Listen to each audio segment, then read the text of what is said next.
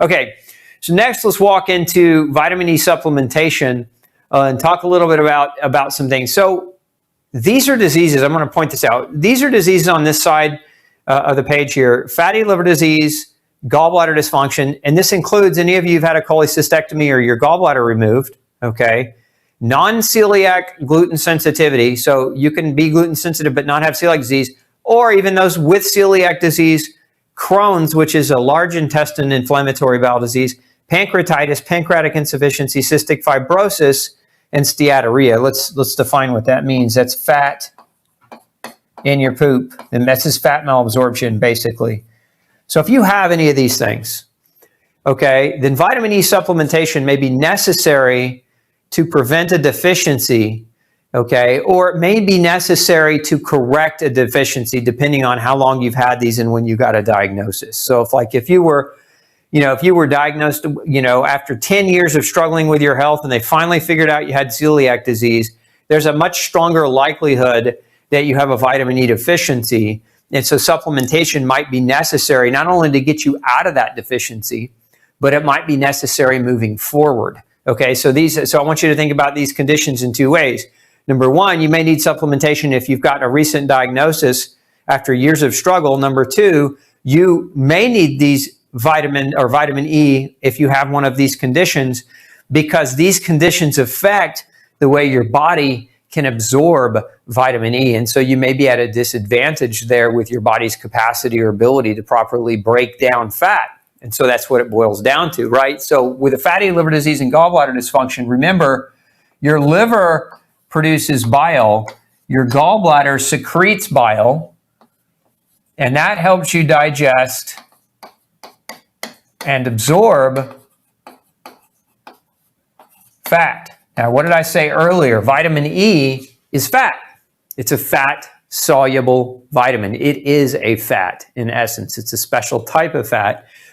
And we want to make sure, again, that if you have a problem with your liver producing bile, and some of you might have fatty liver disease or cirrhosis, right? Or a problem with your liver's breaking down fundamentally, and so it's not producing adequate bile. Bile is necessary. Bile acts like soap.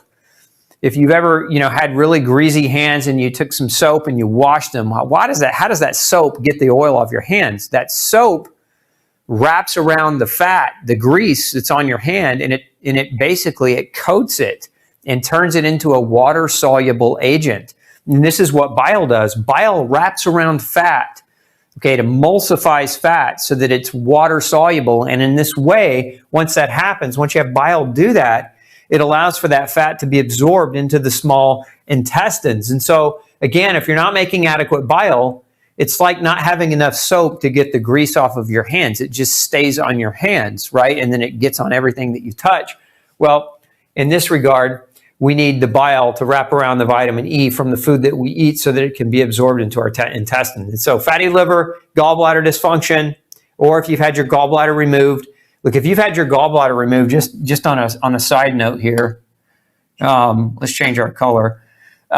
If you've had your gallbladder removed, vitamin A, D, E, K, and omega-3 fats.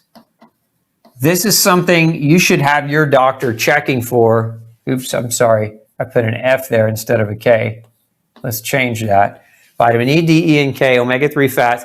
You should ask your doctor to test your levels 6 months just as part of your biannual workup.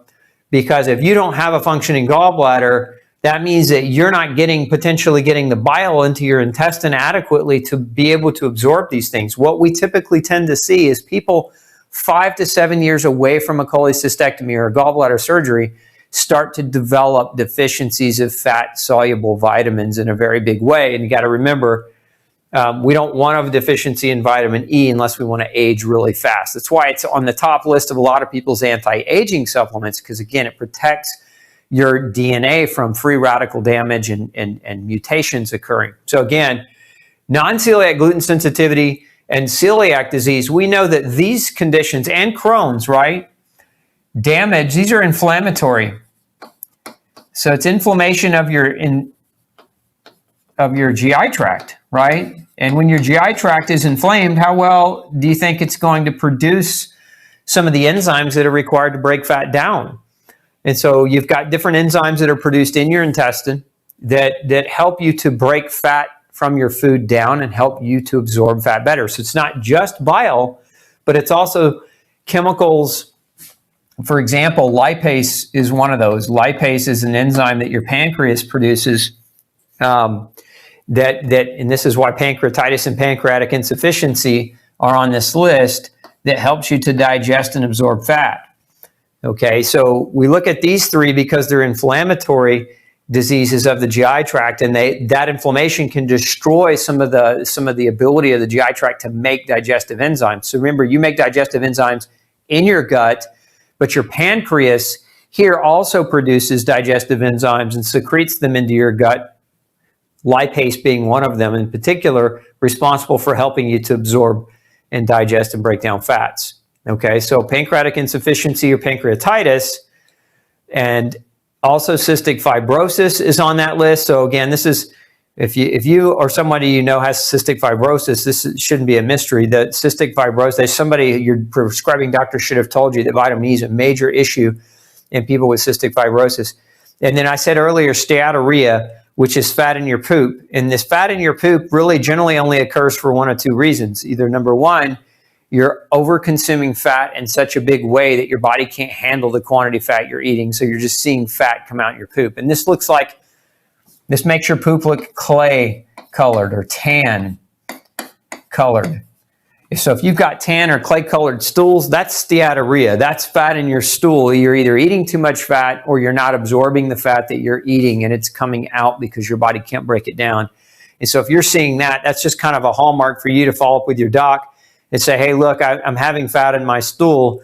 Is there a problem in my digestive tract somewhere? Is my liver breaking down? Is my gallbladder breaking down? Is my intestine breaking down? Do I have pancreatic insufficiency? Are any of these things going to lead to potentially a vitamin E deficiency? But not just vitamin E, the other fats as well. Again, vitamins A, D, E, and K. So very important that you understand these are not conditions that you necessarily take vitamin E to fix. That's not what I'm saying. What I'm saying is these conditions, if they pre-exist, make it easier for you to become deficient in vitamin E, and they may require vitamin E for you to supplementation for you to overcome and become healthy again.